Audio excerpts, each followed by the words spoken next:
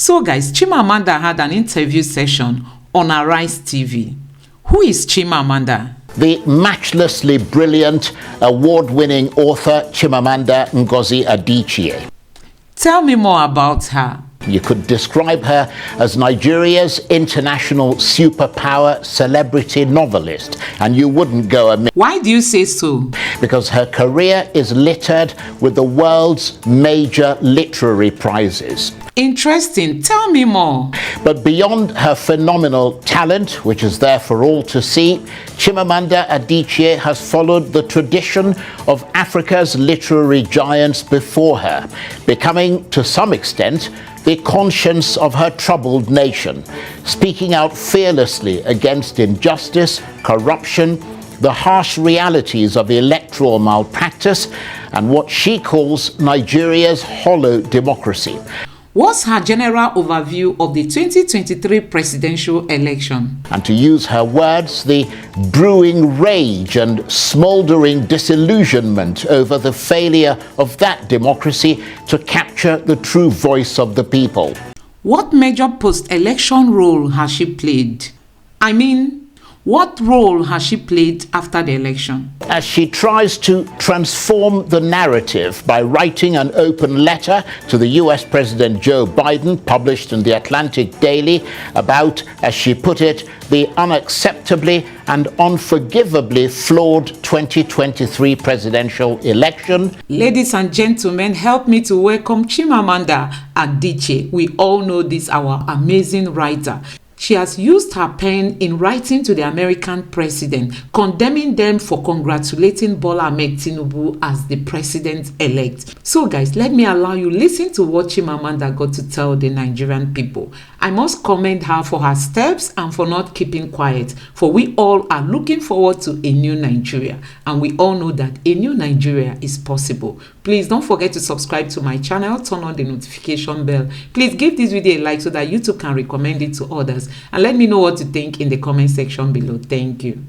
I'll be joined from our studios in Lagos by the critically acclaimed Nigerian author Chimamanda Ngozi Adichie. Now, my top guest today is the rousingly talented, award-winning writer Chimamanda Ngozi Adichie, who has etched her name in history as an international best-selling author, ranking with the best of them across Africa and the world. Her books, including Purple Hibiscus, Half of a Yellow Sun, and Americana, have become masterpieces and have been read by millions. Much of her writing speaks powerfully about life in Nigeria, about the complex historical and cultural experience of growing up here, about love, hope, ethnic strife and national identity, and about a world beset by conflict. And now, in the wake of Nigeria's disputed 2023 presidential election, she's delivered what some have called a landmark article titled Nigeria's Hollow Democracy. It's an open letter to the US President Joe Biden, published by the Atlantic Daily, and in it she raises questions about Bola Tinubu's election victory and wonders why America is congratulating the winner of what she refers to as Nigeria's disastrous ballot. So, as you might have guessed, in the wake of that powerful scratch, she's been vilified by some and praised by others as a herald of truth. Well, for more about her verdict on Nigeria's presidential election, I'm suitably delighted to say that I'm joined now from our studios in Lagos by the critically acclaimed award-winning author Chimamanda Ngozi Adichie. Chimamanda, thank you very much indeed for joining us, and I apologize for the stress you had to go through getting to the studio. I understand it's pouring buckets in Lagos and there's the snarling up of traffic. So thank you very much for joining us. No, I should apologize. I should have left, knowing Lagos, of course, I should have left on time. So I should apologize. Well, the most important thing is that you're here. So let's get straight into it, because you called the 2023 presidential election a slap to the face of the Nigerian people and insults to the collective intelligence of Nigerians. Tell us why you see it that way. Well, I see that when I wrote that letter, because I think it's important to preserve the truth. Right? I think that when something like this happens in a country, it's really important to tell the story of what happened. One of my favorite poems has this line, it's by Robert Lowell, and it says, "And yet, why not say what happened?" So I wanted to say what happened. And what happened is that this was an election that was really unforgivably flawed. And there's evidence for that. And I felt it was important to say that. But also I wanted to call out the US for what I consider a kind of two-facedness when it comes to Africa. So, the US has a long history of complicity in sort of non-democratic elections on this continent. So recently in Congo, 2 or 3 years ago, they endorsed an election that was an absolute sham. But then the same US will turn around and criticize Congo for not being democratic. And so my point was to say, be what you say you are. Right? You cannot criticize African countries for being undemocratic, while at the same time endorsing something that is quite self-evidently undemocratic. Well, that's a good point. But just delving deeper into your letter, you were quite categorical in saying that the electoral process was imperiled not by technical shortcomings, but by deliberate manipulation. Is there enough evidence in your assessment to support that claim? Yes, and I think maybe the most glaring is that we Nigerians all saw these mutilated election sheets, right? We all saw them. We saw polling unit agents talking about how what they had from the polling unit was not what was then announced formally, officially, or uploaded formally, officially. And I think for me, that's a really striking reason and an example of how this election was not about technical glitches. And can we also realize that Nigeria is full of very bright young people in tech? There's no reason for that excuse of technical glitch. And the other question then is, if it was a technical glitch, why was it possible for most people to upload the results of the other federal elections, but not the presidential? And I think most of all is that there's just been this resounding unfortunate silence from INEC and from the chair of INEC. I think Nigerians deserve the respect of an institution that's supposed to shepherd their democracy. So nobody's come out to explain to Nigerians how that happened. There's a statement about technical glitches. It's unconvincing. And knowing how much hope and trust that Nigerians invested in this election, knowing that Nigeria is a low-trust society, means, I think, that if people really are sincere and there's really nothing to hide, then you make an extra effort to go out and explain to Nigerians what happened. Yes, that certainly makes a lot of sense to a lot of people. But in reacting to your letter, and some of the things that you said in it, the APC have suggested that you were not in Nigeria during the election and you did not vote, and therefore should not make categorical statements about an election you did not witness. What's your reaction to that? Well, I don't think it's very useful criticism. I should say, first of all, that I've never been fazed by criticism. I mean, I wrote this, of course, knowing fully well that there would be criticism from certain quarters. And I've seen a few things people have sent to me, and it's kind of been amusing to read the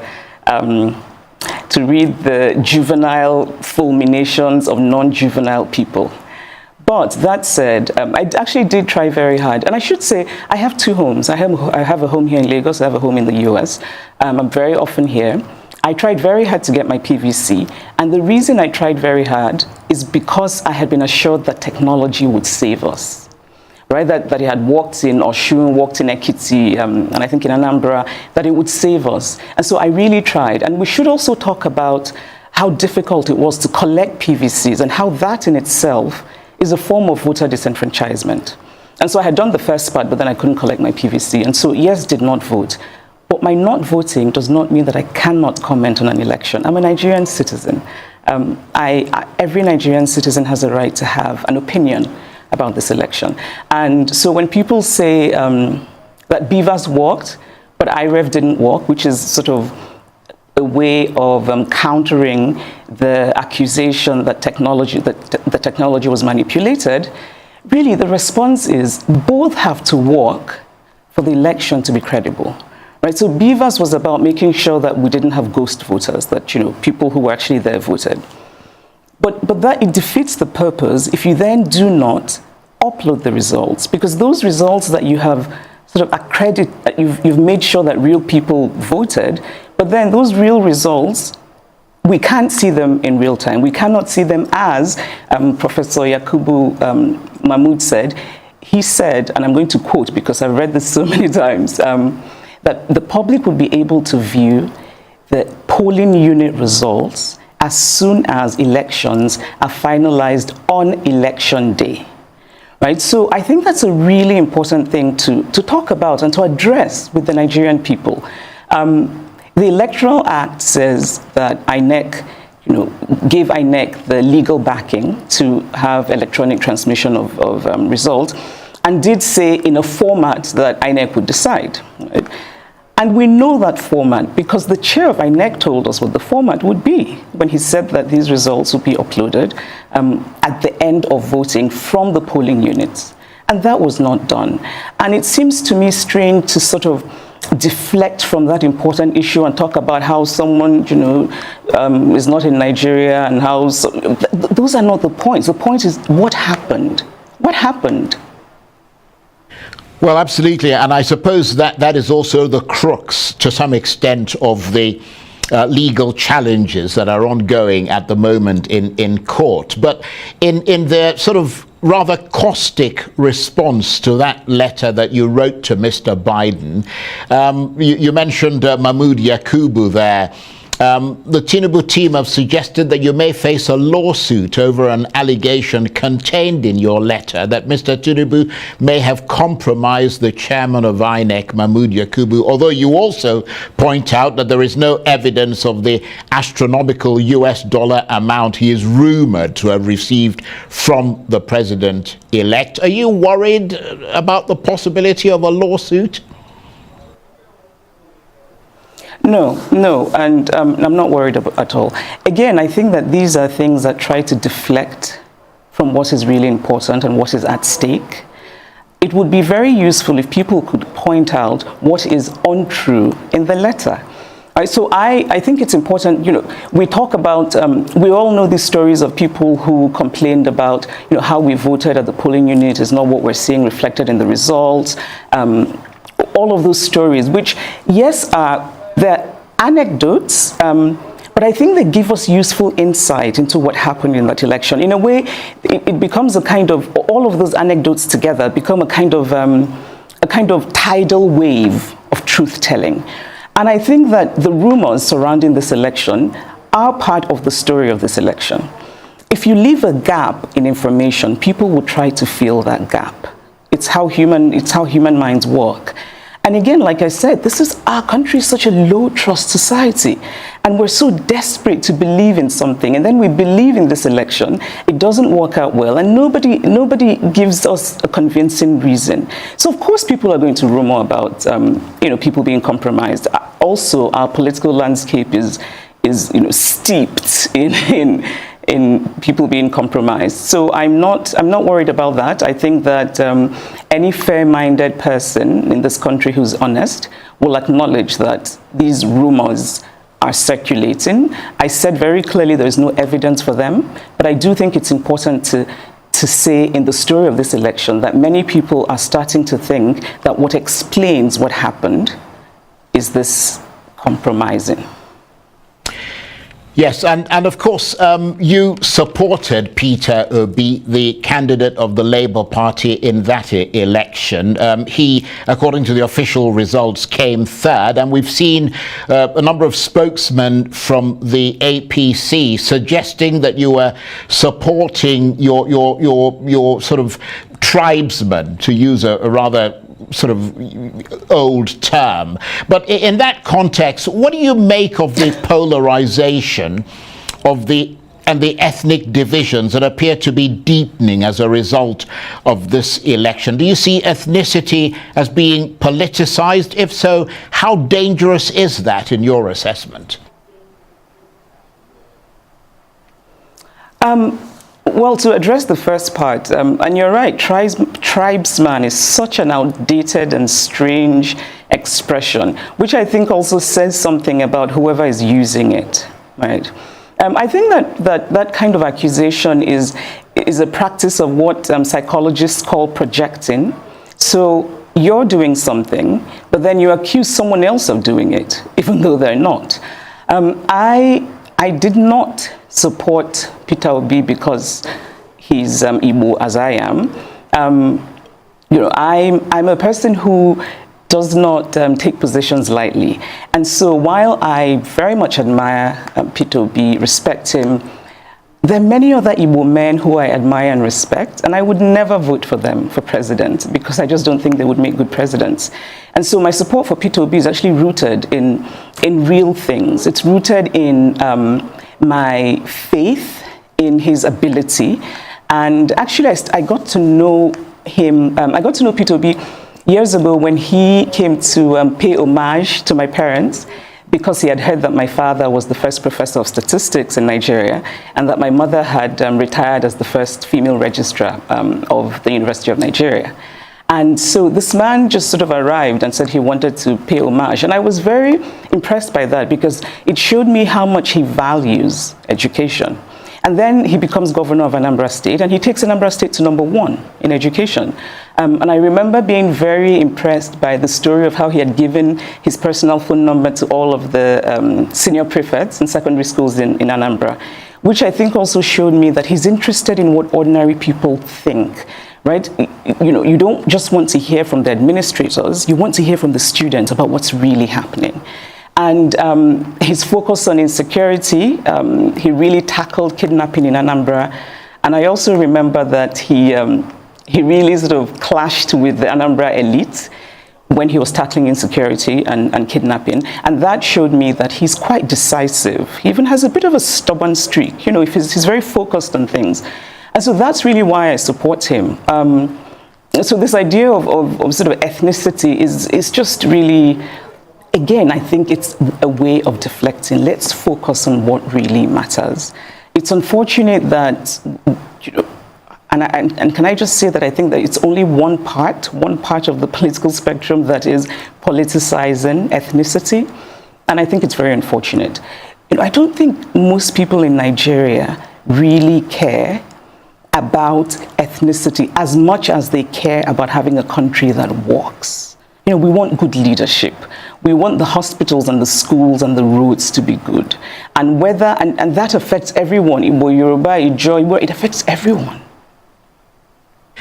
Yes, again, people would agree with that assessment from you. But I wonder if I might change direction slightly and get your thoughts on the Nobel laureate Wole Soyinka's assertion on Arise News about reactions to the election results by the Labour Party's vice presidential candidate, Yusuf Datti Baba Ahmed.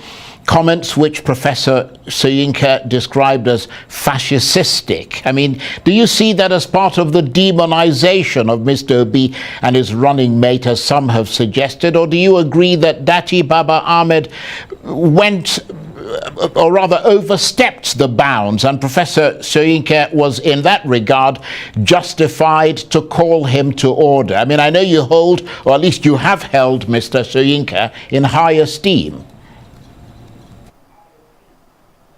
I still do. I have a lot of love for Professor Soyinka. I admire him, I respect him as a thinker, as a writer. I think everyone should read The Man Died, and Ake, his memoir, is beautiful, right? But at the same time, I disagree very strongly with him about this particular issue. And actually, because I respect Professor Soyinka so much, I went back and watched the interview. I had watched it when it aired initially, but I went back and watched it because I thought, am I missing something? And I think fascist is a really strong word. You know, fascist actually often makes me think of Mussolini's Italy. But I think we use it now, you know, sort of to, address this kind of authoritarianism that's often populist and right-wing, like in Hungary, and even the former American president. And when you look at those situations, you can see why they have been termed fascist.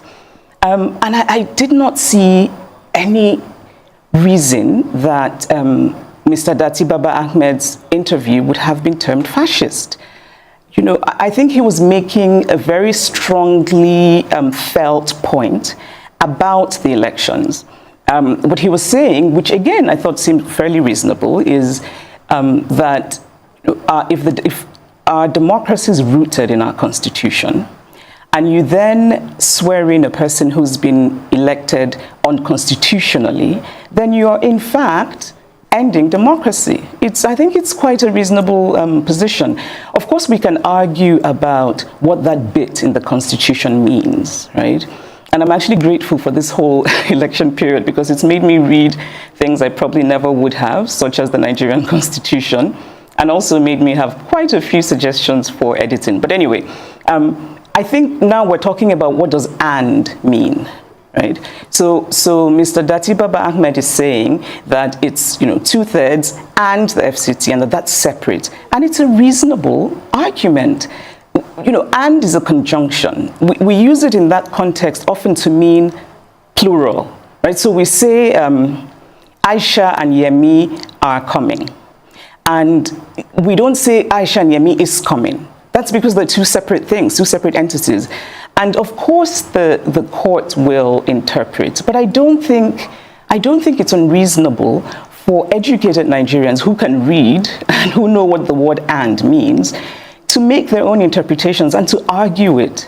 And of course, the fact that the Labour Party is in court means that they do not believe that this election is constitutional. And so I just didn't, I didn't quite see why it would be termed fascist. I mean, I think a charitable way of reading Professor Shoyinka's comment is that Professor Shoyinka himself, I think it's fair to say that he is not given to restraint in language in general. And so maybe that's where that word fascist came from.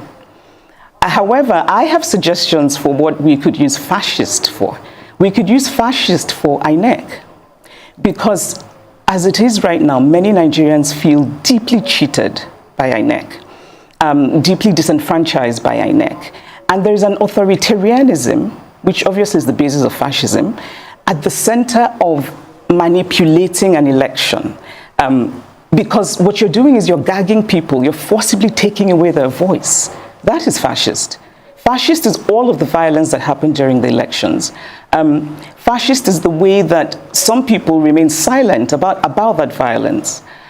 Fascist is a government that hasn't come out to address the very tangible and palpable discontent in this country.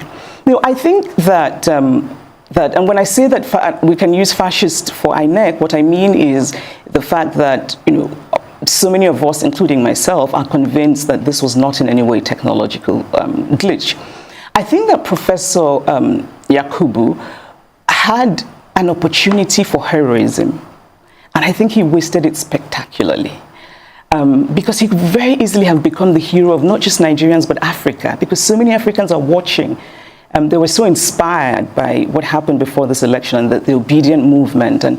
And so, I also think that the President Buhari, missed an opportunity for heroism, maybe his last chance at heroism, because Nigerians do not feel that I think Nigerians felt before the elections that he meant well and meant to support credible elections. I don't think many Nigerians think that now. Right. And I wish that he had taken a page from the former president. Very briefly, because we're out of time. He was a really good man, a moral man. Right. Just literally 10 seconds. The opposition parties are challenging the election in court. Do you think they'll get a fair hearing? I hope they will. I think there's reason to doubt that because the Supreme Court has had rulings that just did not make a lot of sense to most people. And so there's reason to worry, but I'm hopeful. I'm generally hopeful. So I'm optimistic that they will do the right thing and that people will get justice. So guys, you can see that I'm really sorry I had to interrupt you to end the program, but unfortunately we're out of time. I could talk to you forever, but thank you very much indeed for taking the time to come and share these your thoughts. Keep quiet. Honestly, if we want to really experience democracy in Nigeria, we don't have to embrace what happened during this election. Is it all the talks that they used to intimidate voters? Is it all the ballot snatching? Is it all the figures, the altered figures? And today you can see that the figures on the INEC portal does not correspond with what was announced. I mean, what was announced live. The figures that were used in determining who won the presidential election do not correlate with what we have on the INEC website. And you know, Nigerians keep marveling. How did we get here? After the INEC chairman came to tell us that with the beavers, we don't need to panic. That the beavers is a game. That the beavers is a game changer. That with the beavers, there won't be any fraud. They told us that results will be uploaded real time. As in, you will see it happening from polling units after the election. But guys, when it got to that time, they told us there was no network. And INEC came out to tell us that they had glitches. But that glitches, we don't still know what it means. INEC has not told the Nigerian people what happened. So guys, that is where we are today. And we are hoping that our Nigerian youths will come out. They will speak up. We just want a better Nigeria. We are not doing this for tribe. We want a better Nigeria. We want a Nigeria that works for everybody. We want a Nigeria, whether you are from the north or you are from the south, just lead us well. That is what the Nigerian people are asking for. Lead us well. Stop the looting, the corruption in Nigeria. Stop it. You know, seal up all the leakages we have in government. Seal them up so that we'll have enough to build new hospitals. We'll have enough to build schools. We can attend to our schools, you know. We can compete with the world so that we can also invest in the Nigerian people. The human capital is the number one thing that every other country is fighting for. But when you come to Nigeria, our politicians loot for themselves. They forget the masses. And that is what Nigerians want to change this time. I pray that INEC will not stop this change. I pray that the judiciary will not stop this change. All we want is a new Nigeria, a Nigeria that works for everybody. That is what we are looking up for. So guys, please don't forget to subscribe to my channel, turn on the notification bell. Please give this video a like so that YouTube can recommend it to others. And let me know what you think in the comment section below. Thank you.